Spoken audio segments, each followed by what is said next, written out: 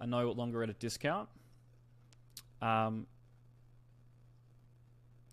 yeah, he was saying it's going to be sell the news, and the buyers of the ETF are going to be down like 15%.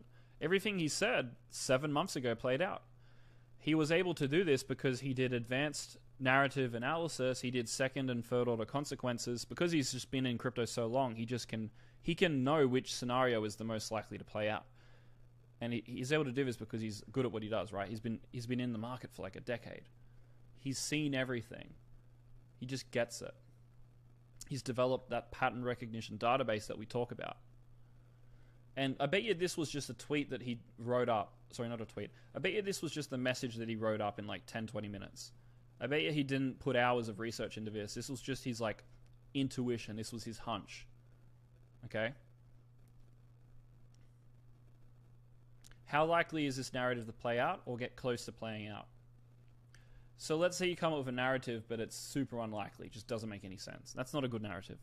How likely is Coinbase to win the bull run when Binance and FTX have basically both gone to shit, and there's no other decent competitors in the market? How likely is Coinbase to send all its users to Base if they've publicly stated and privately stated in internal and external company documents that that is their plan? How likely is an ETF to get approved when the smartest ETF TradFi people say it has a 90% approval rate? How likely is Toshi to go up if it's the main beta play that has performed well already on its chain? You can see that the likelihood of this scenario playing out is incredibly high. Meanwhile, when I bought it at a $2.5 million market cap, the market was pricing in that scenario was not even a thing, or if people had thought about it, that it was very unlikely. Okay? And so when it gets closer to this narrative playing out, the probability in people's minds of this happening is increasing. And when people have more certainty on something happening, they're willing to pay a higher price for an asset. So when I bought it, no one was confident on it. But now everyone's confident on it, or mostly confident on it. A lot of people on Twitter still don't get it. This Toshi play. Okay? And that's just one example of how you can do it. Another question is this a narrative that is better suited for another coin? So you might have a narrative which is a great narrative, but you have to ask yourself, like, is the coin that you currently own or want to buy the best way to speculate on this growth? So for example, I know I keep referencing it, but Coinbase to Base to Toshi. Do I need to buy Toshi, or could I buy something else? Could I buy a DEX on Base? Could I buy a real-world asset project on Base? For example, there's a coin on Base called Grand Base. It's a real-world asset project. People speculate that real-world assets on Base is the only chain that this is going to be good on, because it's the only chain that's regulated, because they're going to do KYC on-chain for everyone that interacts on the Base blockchain, or at least the ones that want to use these real-world asset platforms. And that's what's required for them to be used. And so, is this a better coin to own than Toshi? You know, you have to ask yourself, like, what is the best exposure to a certain narrative? Okay, let's say the narrative is AI. What's the best coin exposure to that trend? Is it BitTensor? Is it Gensin? You know, like, is it an older or a newer coin? See, that's the question you got to ask yourself. But and the way that I would decide with this example is I ask myself, okay, well, what historically happens? Okay, when I'm wondering what is the best way to play a narrative, I ask, well, what happened historically?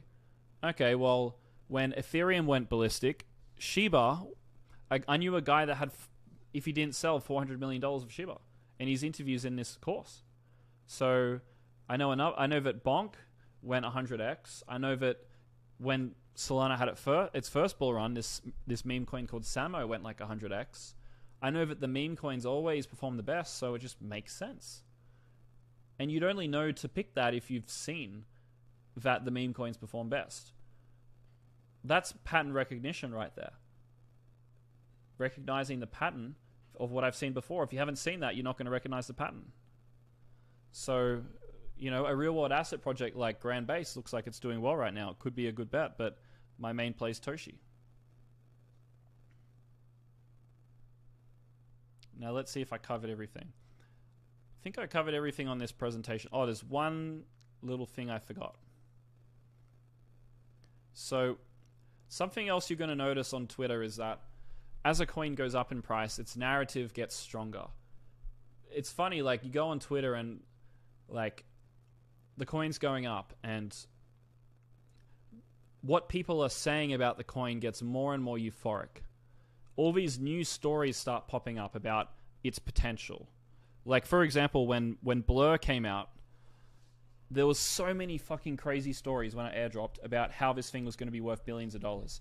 Like, for example, people were saying shit like, Blur is the only way to get an indexed exposure to the growth of the NFT marketplace, to the growth of the NFT industry.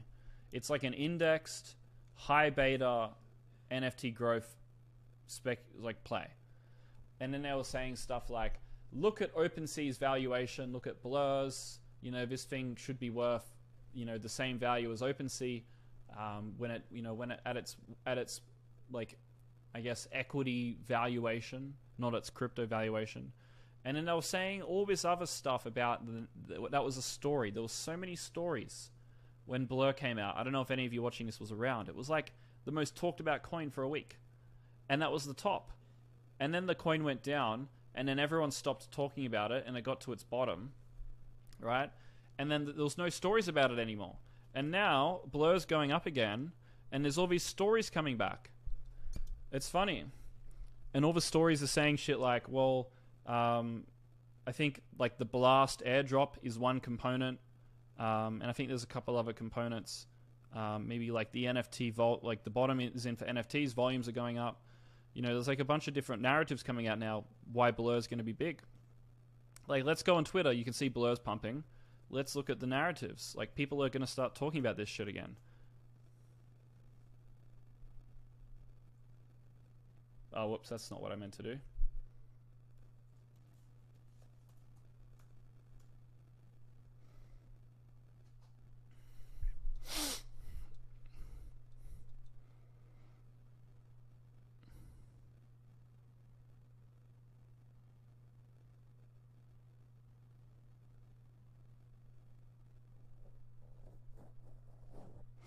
Okay, there's a bunch of spam and shit here. Where is it? Anyways, I don't want to make this too long, so I won't show that. But what you're going to notice is that as the coin goes up more and more, the narrative, more and more new narratives come out. Reasons for it to go up. Stories about it. So when you buy a coin, you want the least amount of narratives around the coin. And when you sell it, you want the most amount of narratives around the coin, right? You want to counter trade narratives. Now let's go over some of these tweets here. Here's a really good video by Hal. He's a great trader, but this is also relevant for investors. Okay? Crypto is a game of positioning for narratives before they exist. That's really, that's the game in a nutshell.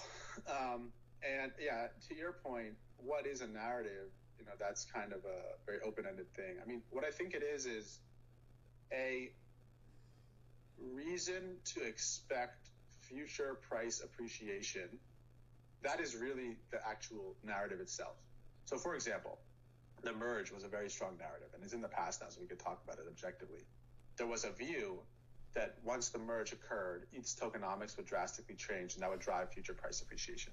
So, in its purest sense, that is the narrative. It's the reason to expect future price appreciation. That really is the narrative. Like, because no one will buy or sell something because they think like there's really good things happening at this very moment, right? You're buying and selling because you are speculating something's going to happen in the future. So you care about the future price appreciation.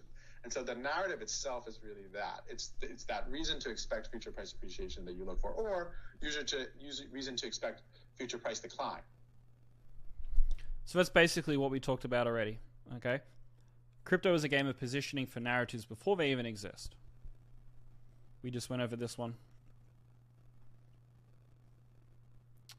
Now, we won't cover that. And we won't cover that. Oh, okay, here was a tweet explaining to you how when I bought Toshi at $2.5 million market cap, no one was talking about the narrative that I had come up with, right? And I showed you the video which went over the dot points, right? Coinbase wins, blah, blah, blah. Now, when it's at a $50, $60 million market cap, it's up 20x. All the Twitter accounts are now talking about it, right? Coinbase becoming the adopted. What happens when Coinbase breaks all-time high? People will look for betas, such as they did with Sol gigasending, and therefore resorting to the bonk play. What's the original meme coin of Base? The face of Base. It's a cat coin, right? Now he's added in another component to the narrative. GCR, a very, very good trader, said that there's a cat coin sort of trend coming. Okay? So he mentions Coinbase. He mentions that what's the highest beta play? It's Toshi. I already talked about this when it was 20x lower.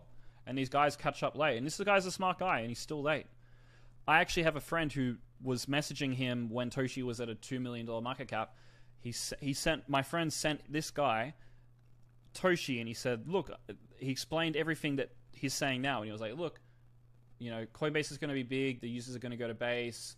Cat coins are coming back, blah, blah, blah. And this guy was like, nah, cat coins are not coming back. Cat coins are not going to be a thing. Like, it's stupid. Toshi's going to die. And now, look, he's capitulated 20x higher. And that's why it's important to really understand narratives and be able to, when I saw the Toshi narrative, instantly I was like, this is fucking genius. Because I know what a good narrative is. This guy, clearly doesn't know until it's too late. We went over this one already. So yeah, that's everything for this video. I know it's a bit long, but narratives are a complex topic, and I'll see you in the next one. Cheers.